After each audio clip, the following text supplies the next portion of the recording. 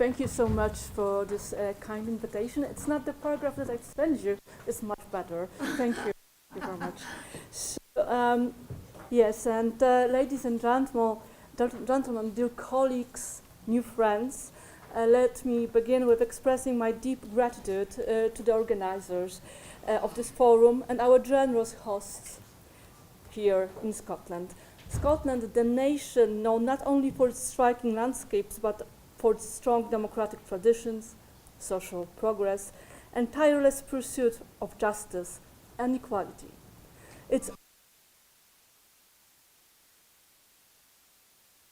to you, and now having this honor to speak to you.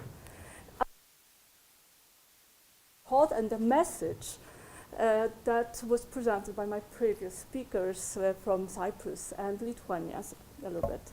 So Polish, as I might say, Polish realities. We ratified the Istanbul Convention, but we have.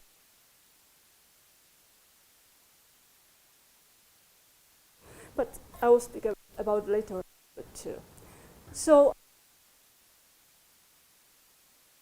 nations, women at the heart of change.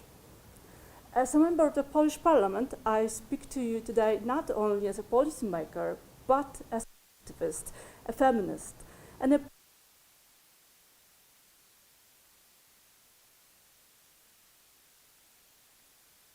simple but powerful truth. When women rise, nations thrive in politics, in economy, and on the international stage. We speak often, as we have also done it during this last couple of days, about empowerment.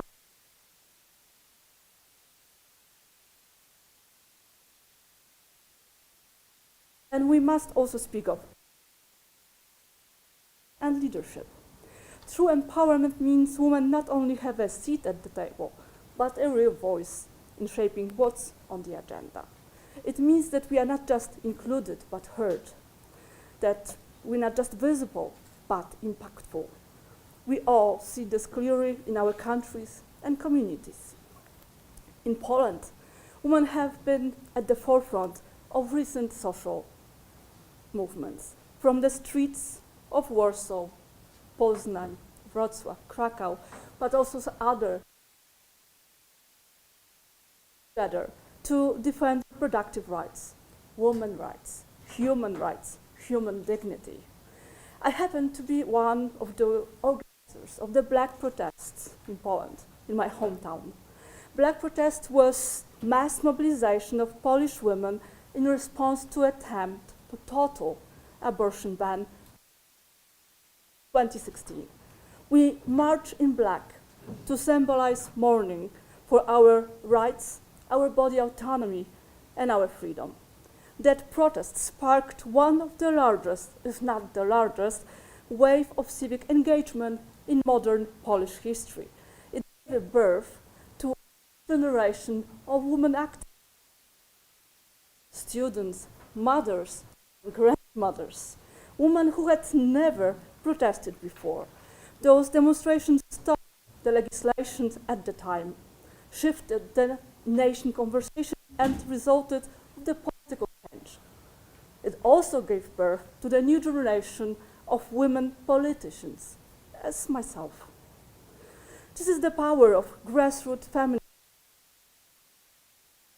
And women leaders are the spark of change in the community and help guide and shape policy in public health, education, social care, and climate justice with clarity, compassion, and courage that sets an example for the world. And this is not coincidence. It's a capability, it's a leadership, and long overdue for full recognition and support. But we must also speak frankly about the barriers that persist, and my colleague from Cyprus also mentioned before. Women remain systematically underrepresented in parliaments, boardrooms, and diplomatic missions. In parliaments globally, there are only 26% of us. In corporate boardrooms, just over 30% of board seats globally are held by women. And in diplomatic leadership, fewer than 15% of ambassadors worldwide are women. In Poland, women hold just 27% of seats in Polish parliament. But it's just thanks to the changed law that was introduced in 2011, an obligatory 35% electoral gender quota. We women are still working within systems that are not designed for us. Systems often resist the kind of change we represent. And behind the statistics are more invisible obstacles, unconscious bias, persistent double standards, the gender pay gap that causes pension gap. Poverty in Poland has a face. It's a face of a senior women. The burden of unpaid care work that prevents over 700 million women globally from participating in the labor market. And there is still a pervasive idea that women must work twice as hard to be taken half as seriously. It's not just personal.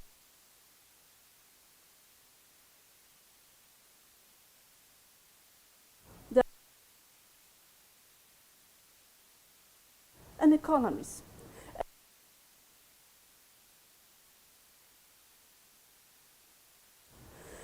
These barriers, women continue to lead, and the evidence is clear.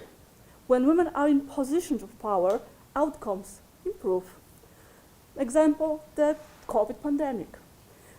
During the COVID pandemic, countries led by women, for example, New Zealand under Jacinda Ardern or Finland under Sanna Marin, were faster to respond, more transparent in decision making, and more focused on public health and well-being. In diplomacy, studies show that peace agreements are 35% more likely to last at least 15 years. And women are involved, when women are involved in the negotiation process. This is not because we women are nicer, kinder, more peaceful, not even because we are better negotiators. That's quite possible, but not necessarily that's the reason.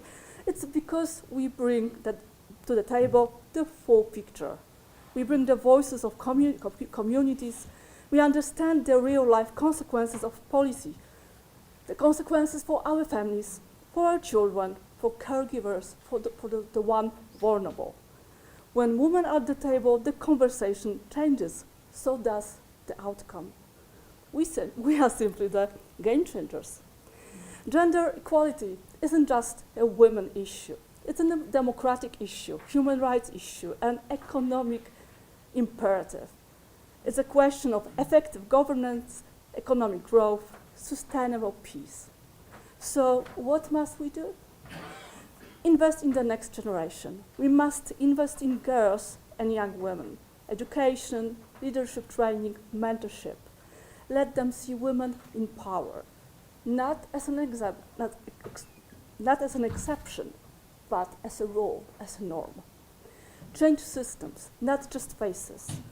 We need structural reforms, gender quotas, transparent recruitment, anti-discrimination laws with teeth, and political institutions that welcome, not exclude. Diversity must not be a box to tick, it must be a pillar of democracy. Third, build global solidarity, as we do today. We must strengthen international networks. As a Polish MP, I know that the challenges we face in Warsaw are not so different from those in Edinburgh, Helsinki, Nicosia, or Skopje, or Vilnius. Our meeting simply proved that, our talks during this last couple of days. Let us connect, share strategies, and amplify one another's voice. And last but not at least, it was mentioned here before, engage men as allies. We need men not just as supporters, but as partners in this work in progress. Feminism is not a threat to a man. as a path to a more just and human society for everyone. In concluding, let us leave here today with renewed commitment, not only to talk about the empowerment, but to act on it, to fight for it, demand it, and build it together. Let us imagine a future, a world, where parliaments are gender balanced, cabinets reflect our communities, and peace tables are filled not just with generals, but with women who know what peace really means. Let's see the future where every girl can grow up believing that leadership looks like her. Equal voices don't just make fairer societies, they make stronger nations. Let us build those nations together. Thank you.